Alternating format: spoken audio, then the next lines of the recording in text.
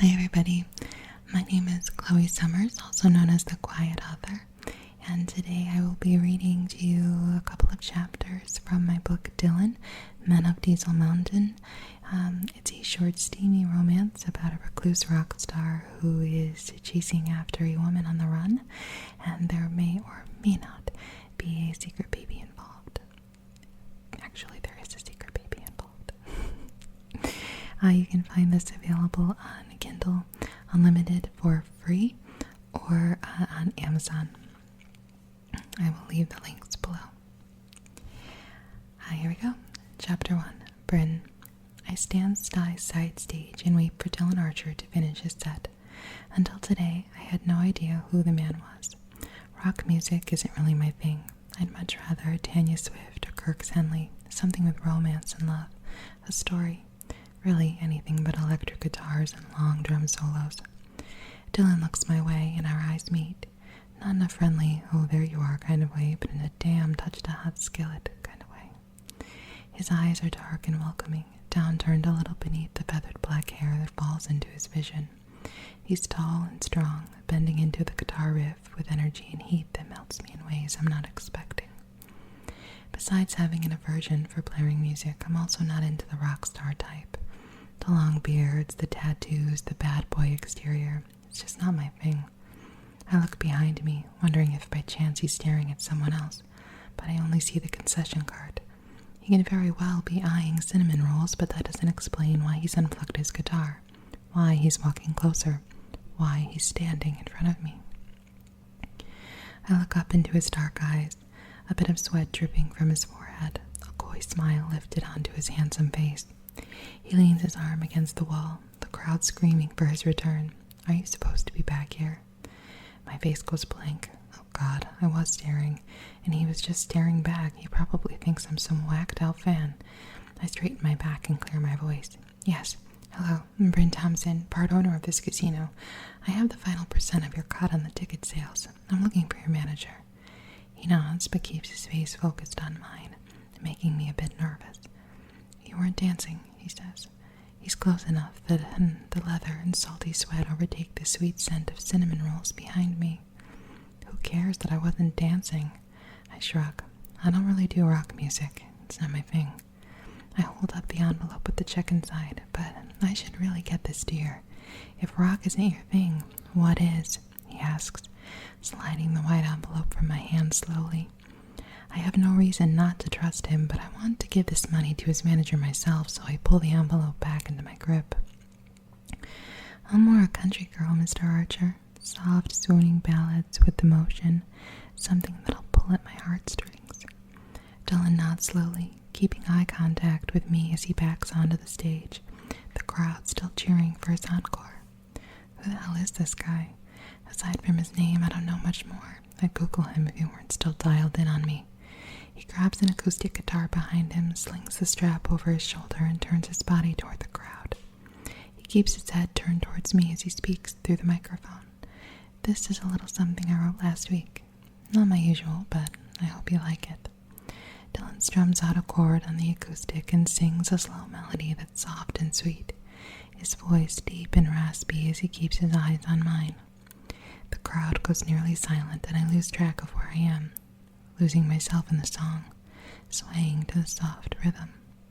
I don't hear the music end. Instead, I'm in my head, spaced out in some fantasy where love smacks you in the face like it does in the movies. You must be like that one, he says, surprising me out of my daydream. I look up at him, a coy smile on my face. What makes you say that? His hand plants firmly on my hip. In most scenarios, I'd jump back and immediately remove said hand, but here, in the moment, it feels right. As he sways me side to side, his eyes on mine with a focus that's genuine and intense. You were dancing, he says. Was I? I didn't notice. He pulls me closer into his core, his lips spilling wet heat on the lobe of my ear. Dance with me tonight. What's happening? My head starts to spin.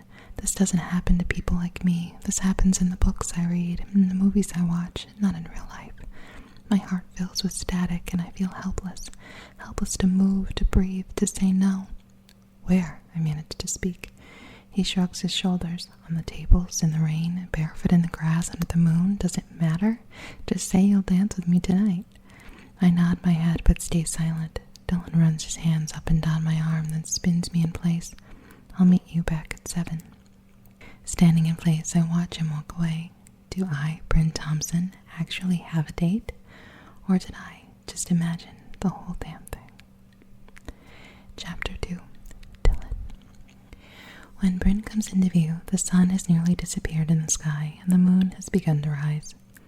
She's a breath of fresh air, natural, full, and thick, her long blonde hair set in spontaneous waves settling just below her shoulders. She's absolutely stunning, but there's a look of concern on her face. Dylan, she says, reserve in her tone. I don't know about tonight. No excuses. You already said yes. She looks at me sideways, those slightly narrowed eyes, and I'm afraid for the second she's backing out. That's my chance with this down-to-earth woman is over before it's begun. Instead, she twists a coy smile up into her face and pulls the door of the pickup truck open. I don't date random women. Hell, I don't usually date at all. Life is just too damn busy. I like to treat women right, not blow into town, fuck 'em and leave. Besides, no one's ever caught my eye like Bryn. She wasn't dancing to my music. She wasn't kissing my ass. That's nearly unheard of, and I like it. I'm surprised you don't have some stretch limo taking you everywhere, she says, as I start up the truck. I smile and pull out into the street. Maybe I'm a little more country than you thought. She smiles again, looking away before I can take her all in. How long are you in town? She asks. I was dreading this conversation. In fact, I was hoping to avoid it until the end of the night. Just tonight, I say with a sigh. We have to be in Cheyenne by morning. Rock Springs the next. She nods with a fleck of disappointment in her gaze. That sounds exciting, though. New cities every night. At first. Then you realize you're not seeing the city, you're seeing the grandstand. It gets old fast. You start missing home-cooked meals and comfortable chair to sit in. I glance towards her quickly. What about you? How long you been here in Green River? Never left. My family's owned this casino since I was a baby. You planning on staying? Raising your kids here too? I can't decide why I'm asking. Maybe to see if she'd ever be up for a little travel. She doesn't answer right away. I glance towards her, noticing she's lost out the window, watching the city as it passes. We have so much space for cows in Wyoming, she says, gazing into the darkened pasture that sits between the casino and the market. I'll never really understand why these ranchers prefer to stay in the city that's pushing them out. She hasn't bothered answering my question about staying local. I narrow my brows in question as I pull into the country road, stones popping beneath the tires of the truck. How'd you find this place? She asks. It's pretty hidden. We used to come out here when we were kids and fish in the stream just beyond those trees. She points into the thick grove of ponderosa pine. I look up into the rearview mirror. I actually turned off the main road to see if that black sedan was following us, but it looks like he kept going. I kill the engine, but now that we're here, this looks like the perfect place for a dance. I hop from the back of the truck, leaving the radio on as I flick on a few battery-operated candles I'd grabbed after the show today. I should tell her that I risked being stuck in a mob of people for the sentiment, but something tells me that wouldn't impress her. As I set the candles in a circle around our makeshift dance floor, Bryn fidgets with her bracelet, unsure of what to do with herself. She's shy, like a delicate flower that only opens for a chosen few. And I love a challenge. I reach for her hand, the tips of her fingers cool against mine. She smiles slowly, lowers her head and moves in closer. The crickets and frogs set a low hum in the forest surrounding us. So do you do this in every town? She asks, still a bit distant with her body. I smile. What makes you think I'd go to all this trouble every night for random girls? She looks away, then back again. Do you? When I was a boy, I say, pulling Bryn an inch closer, I knew I wanted to be a musician, but I came from a long line of railway workers in Kansas City. Everyone thought I was wasting my life, that I needed a real job, that music could be a hobby. I shuffle towards her a bit more until I can feel her heat against my skin. I knew if I had another option, those dreams would never come true. I needed music to be what fed me, the only thing that kept me alive. So I set out, I lived in my car, I begged for change, and some nights I didn't eat at all. I moved my hand to the small of Bryn's back. Some people were generous and kind, and others looked away, but I promised myself when I made it, I wouldn't forget those days. Our gaze holds steady on one another. I don't take life lightly, Bryn. I think every moment is a gift. I don't take advantage of people, and I don't go looking for women to hurt. Bryn settles her hand on my bicep and cocks her head to the side. You're very good with your words, Mr. Archer. I almost believe you. I smile and look both ways before settling back on Bryn's beautiful face. Well then, we're almost there, aren't we?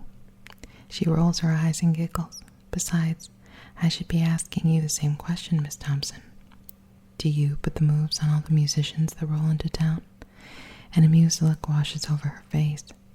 Well, I did offer the ultra-famous singer Rio a cracker, so you never know with me. I'm a bit of a wild card. I let down my hand playfully. Please tell me you're not still in contact with him. That bird has beat me out in ticket sales in nearly every city. Laughter ensues. Bryn shakes her head, a grin still lifting on her cheeks. Honestly, I can't remember the last time I left the casino. Rio was the most entertaining thing that happened all last year. The smile disappears from her face slowly as some sort of revelation comes to mind. I shouldn't even be out here tonight. I'm sure I'll get hell for it when I get back. She moves slightly away, though her hand still rests on my arm. Why would you get hell for going out on your free time? You said you were part owner. It's a long story. I lift a strand of hair off her face as the breeze blows. I've got time. She shakes her head, tucks her hair behind her ear, then twists it to the side, letting go of me for a moment. No, there's nothing to say. It's complicated. I shouldn't have even brought it up. I narrow my brows. Which is it? Complicated or nothing to say? Bryn backs away from me, crossing her arms in front of her chest. This was a bad idea, Dylan. I should get back. I knit my brows in confusion. I thought we were connecting, Bryn. I know how hard it can be to disconnect from work, but it seems like you could really use a break. She lets out a sigh and turns towards the forest, her back now towards me in the moonlight. I put my hand on her shoulder and walk to her side. When I need a break from everything, That's the thing, Dylan. Her tone has changed. She sounds agitated. It's more than that. Something else is going on, but I don't want to pry. Not now, anyway. I take her hand in mine and playfully twist her reluctant body back towards the gravel dance floor, the battery candles flickering on cue. Tell you what, you be free with me tonight, and tomorrow I'll help you fight your battles. Our eyes meet and Bryn's smile returns. You know nothing about my battles, Mr. Archer. I guarantee they'll be more than you're ready for. My eyes narrow and my head lifts to her face. Guarantees? Life has no guarantees. Hell, tomorrow itself is just a happy illusion. That's why we dance tonight. Okay, I'm going to go ahead and cut this recording here. The next chapter gets a little bit steamy, so I will save that for you to read on your own. If you would like a copy of Dylan, you can read the story for free on Kindle Unlimited or for 99 cents on Amazon. Thank you guys so much for listening tonight, and if you're looking to connect on social media or looking for any of the books, you can see the links below.